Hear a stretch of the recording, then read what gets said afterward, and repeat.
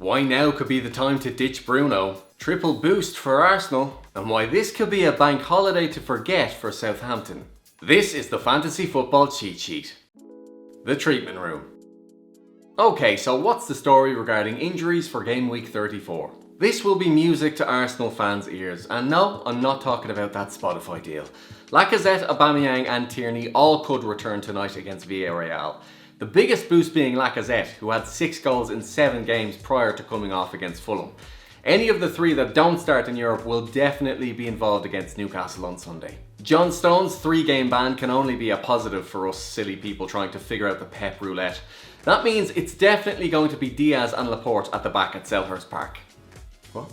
Ake's fit? Oh, for God's sake. Well, we know Diaz has played 30 of City's 32 Premier League games this year, and with the title in sniffing distance, he's got to play. Do I smell glory? Oh, hang on, my laundry basket is right there. Talking of suspensions, Fabian Balbuena has had his red card rescinded and can now play at Turf Moor on Bank Holiday Monday. It's a shame we can't give VAR a suspension. Although with Aaron Cresswell a week further along in his recovery, he may not be needed. Just as Danny Ings was finding some form with goals against Burnley and Spurs, he picks up a knock. But there could be worse games to miss. The last time Southampton entertained Leicester at home, it ended 9-0. Nice one, Danny. I like your thinking. Michael Keane missed Everton's 1-0 win over Arsenal with a hamstring injury. Knowing footballers' hamstrings like I do, he won't be back for at least a couple of weeks. The young English duo of Ben Godfrey and Mason Holgate are more than capable of doing the business in his absence. And finally, more good news for Arsenal. They face Newcastle at the weekend, which means Ole Gunnar Willock is suspended.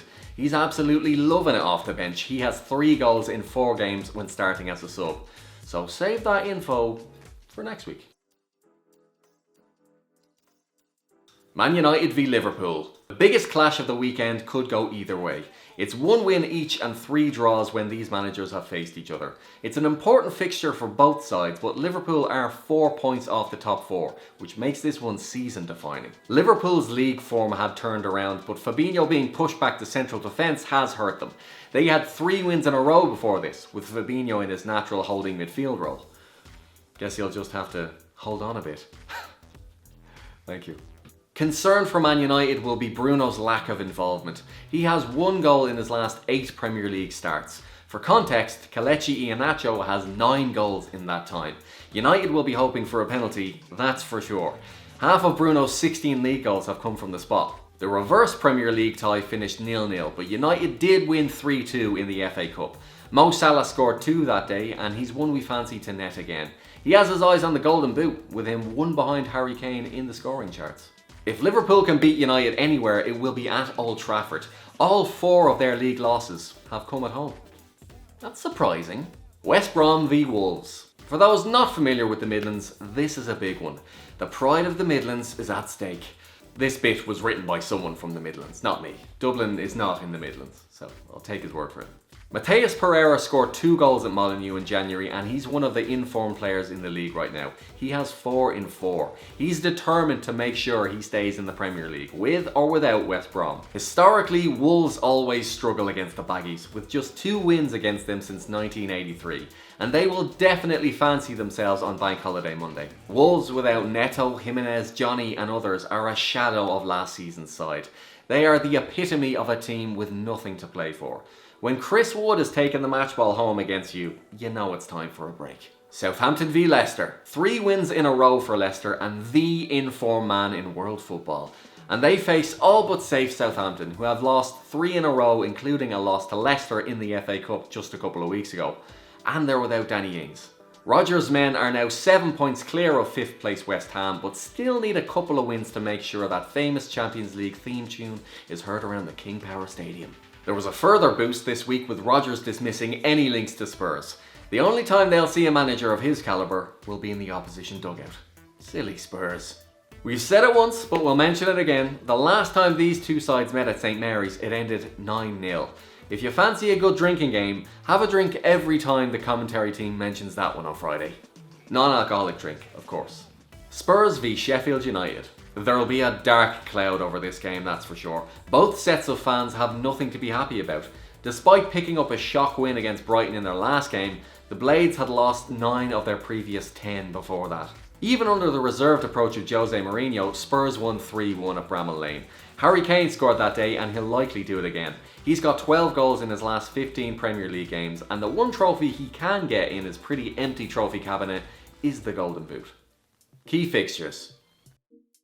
Another strong week for the selections, Iheanacho and Pereira both picking up goals and Starman awards. Now that's a bit more impressive than Kane last week. Won't go far wrong picking those two again looking at their fixtures. Timothy Castagne. Leicester have the easiest run in with Southampton and Newcastle being their next two opponents. Castagne's got a goal and an assist in the past 2 games from his wing-back role, and Iheanacho playing centrally alongside Vardy allows him to have plenty of space out wide to put some crosses in. We got a crossing stat? Nope. Thought we had a crossing stat. Sorry. Raheem Sterling. Crystal Palace are the classic team with nothing to play for, but unfortunately have Raheem Sterling to play against. Sterling hasn't started in his last 3 knockout Champions League games, which leaves him to focus entirely on Premier League duties in the run-in. And 3 out of their next 4 opponents are in the bottom half of the table. I can just hear Pep licking his lips. Probably something like that. Jesse Lingard. I know football's a fickle game, but we think you should keep the faith with J-Lings, despite firing blanks away at Chelsea. Hang on. 1 game without a goal? He's over. And all 5 of their remaining games are winnable. With the likes of West Brom, Brighton and Southampton left to play, Jesse's going to have plenty of goal scoring opportunities. Predicted 11s. Alright, so you're up to speed with who's available. Let's get some predicted lineups coming your way.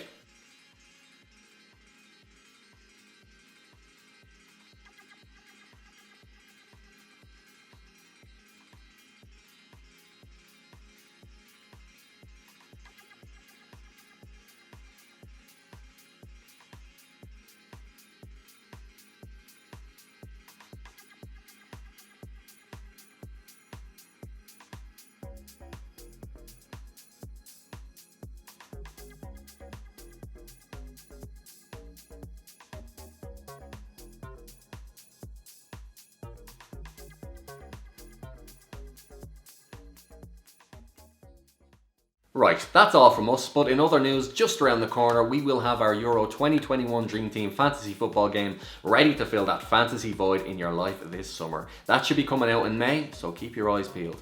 Let us know what you thought of the show in the comments, tell all your mates about us. We're working hard every week to give you the most informative video on the internet for fantasy football. And let us know what your teams are going to look like. Have you got any obscure picks? How's your season gone so far? Okay, I'm off. Good luck this weekend.